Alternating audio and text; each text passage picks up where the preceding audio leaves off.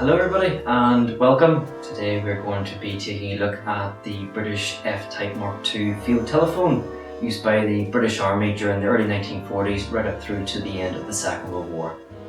So here you can see the F-Type Mark II telephone manufactured by TMC, which is the telephone manufacturing company.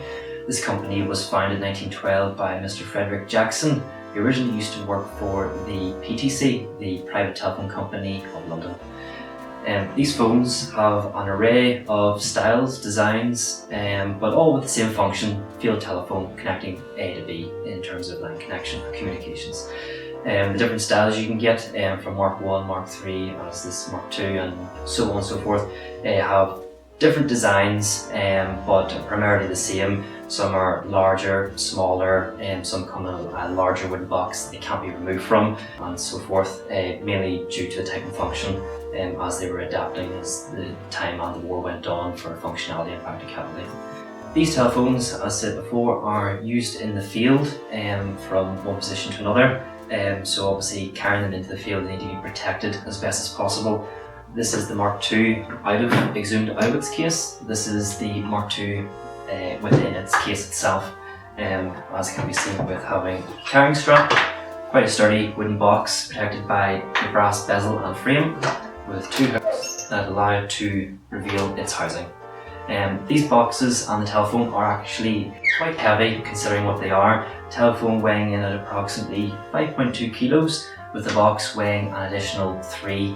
So you're talking an approximate 8.2, sort of 8 kilos on average for the whole setup of this telephone, making it quite heavy, with you having to carry an additional second one by another person, and then also on top of that the communication line that runs between them to connect them. Generally the telephone boxes would have been discarded simply because it's bulky and it's very hard to carry these types of items into the field, and it would have been carried in a sort of a musette or P-weight style bag, 37 pattern small pack, in order to make it easier for bringing back and forth rather than trying to put back in the wooden box. And the boxes are great for storage. It does protect them from the elements and the weather, but this is generally would have been kept as a transit case. HQs and field staff offices would have more than likely kept the cases, which is why this example has probably survived in relatively good condition. Obviously it's been used, but it's pretty nice. The obvious characteristics of the telephone and its appearance is simply just the receiver and the main body. The main body distinguishable by having two metal domes which act as bells, with the hammer gong in the middle, in between, for whenever a connection is made, an incoming call or line is open. And we then have the cancel call when the receiver is placed down. We also have a buzzer to the side, which can be used after the magneto has been cranked, actually giving you your signal through both your terminal lines, which are found to the right hand side here, or your left, and with line 1 and 2 notable. Inside the telephone, easily accessible, especially in the field, by just unscrewing the 3 units at the top, which will reveal to you the head of the casing. Head of the casing actually has very nicely inside a circuit reference, which let you know basically where all the components and lines are if it needs repaired or anything added to it. Inside, basically, this one has been restored by myself. I have cleaned it up and redone and resoldered all the contact points. Sometimes you'll find old solder can actually dry out and disconnect or just not have clean connection through to the wiring looms. So it's good sometimes to run old with just a soldering iron, just press it against and even touch up a wee bit of new solder. However, I wouldn't recommend doing that to anybody that doesn't know much about electronics or using a soldering iron. Get somebody else that does know it, or if you wish, learn up on it and then you can carry it out. It is relatively safe and easy to do. You will not cause any damage to yourself, obviously making sure there's no battery or anything plugged into it. Inside you'll have the magneto, which is used as the crank generator. This is your end call center, and then on the right hand side this is where your battery housing will go. Now originally there was not crocodile clips, as can be seen here, and these have been added by myself as again I've restored and made this functional again. So in here, you would originally have had your 1.5 volt or two 1.5 volt batteries, which would have been your R1662 batteries, which would have actually been in cardboard, easily damaged by damp and can corrode. So I have replaced these with two modern version of the 1.5 Panasonic batteries, and with a wee small casing, again made by myself. Wouldn't recommend time it doesn't know about electronics or anything, or is a bit weary, and best leave with somebody that knows what they're doing, and then that can just stay safely housed on your left hand side. And then you have your buzzer section unit, which is this section here. Generally when these phones, you do find them, they can be in quite a sorry state. They were field telephones, so a lot of the components can be dried up or cracked, damaged, or even some of these parts missing. As for example, if this section is removed from the telephone, it actually disables it. So no different to the Mark III later telephones that were used by the Airborne, which had the metal casing and it had the Morse code section and telephone receiver. You actually took out the right hand section of it to dispose and to make it dysfunctional. You can do the same thing with the field telephones as well, but because they only work between line A and B, it's not too much of a worry, but you can find that these are damaged, and also the contact points on this side are actually the ones that can dry up as well. So it's good just to make sure that they're sitting nice and clean, crisp, and then that can just sit in nicely. And that's basically it then. It looks like a lot inside here, but it is actually very simply laid out. And again, there's a separate reference to go back, and there are quite a number of websites of folks that have actually put up really good and interesting information about the telephone, its workings and all the different variations of it, which I've actually used partially myself as well when I originally got these to restore them. So that's the telephone itself, and again these are just simply screwed down, and they do have grips inside. You can use a straight head, or you can just use your fingers to tighten, and they do have a hashed grip on the sides in order to make it usable. And that's it. So the field telephone itself, the body and receiver is made of Bakelite. Bakelite is a composite resin made from phenyl formaldehyde, which is derived from coal tar and wood alcohol respectively.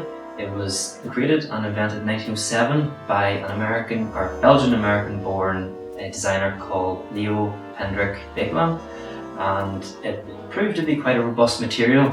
However, the War Office during the 30s and 40s, trying to adapt this type of early plastic resin into being usable on products and devices for the army, were quite sceptical as to how robust it actually was, which is why you see many examples of any products or devices containing Bakelite were actually housed in protective metal or wooden boxes. The Mark II Type F field telephone, due to its size, weight and how it's stored and carried, were generally used on fixed positions. Not that they couldn't be used in other areas or other means, but generally fixed positions, meaning from point A to point B.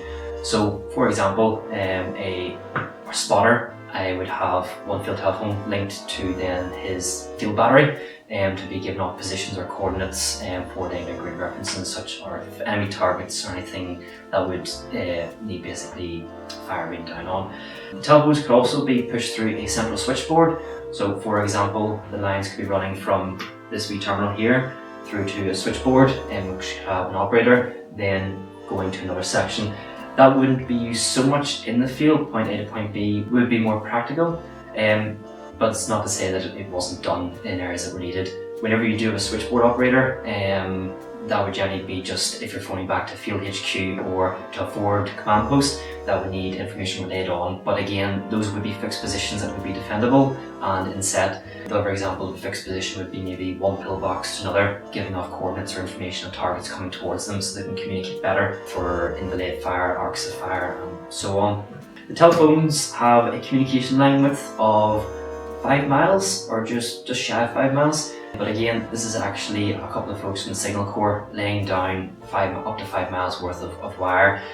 So as you can imagine, it's good secure communication from one phone to another. However, that communication can be quite easily cut. Obviously, the longer distance is used. So over the course of near 5 miles, the line can be very easily cut, and then trying to get somebody out to fix where that break or cut would be very difficult.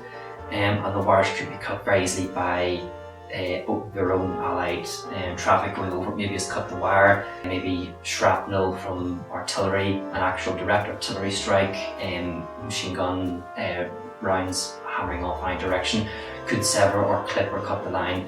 So it is quite fragile. But again, back in the 40s, being a line of communication needed to be secure. It gets a good thumbs up. However, trying to get it laid out first of all and set up is the difficult part. So over long distances would be the most practical in terms of setting up. In those cases, they would have used a dispatch rider, and it's either be literally someone running between lines, or referred to as a runner, someone on a bicycle, literally, or that of a motorcycle or some other form of vehicular transportation. Again, these phones have been restored by myself. I'm going to actually set them up for you so you actually see the gong working. So, 2 latches on the side, release the top lid of the telephone in its case. Just as a wee extra note, Field telephones also came with the phonetic alphabet at the time, and this wee one actually very nicely has its original brass plaque on it, which is quite a nice feature. Normally these would be scraped or destroyed or damaged, not necessarily taken off, but just with use they normally get scratched or the edge and destroyed. The telephone that's in the box doesn't necessarily have to be removed fully from the box, it can actually be used within it, as this connection can stop there and you still have access to the receiver.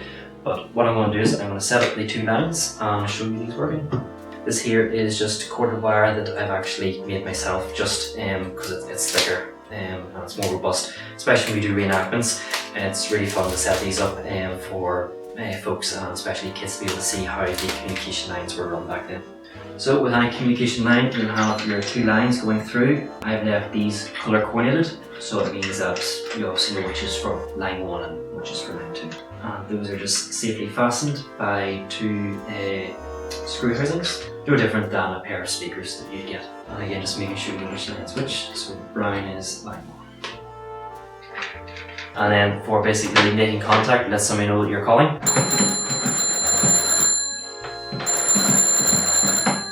And then the other person at the other end knows you're ready for a call. So folks, thank you very much for taking the time to watch yet again another one of our videos. Hope it was interesting and informative. If you have any further questions about the field telephones or any other variations, do let us know, drop a comment. If there's any other types of radio devices or telecommunication links that you'd like us to do a wee review on, or just want more information on, do feel free to leave us a comment. And don't forget to subscribe and like for any more content that we come out with. Thank you very much, folks.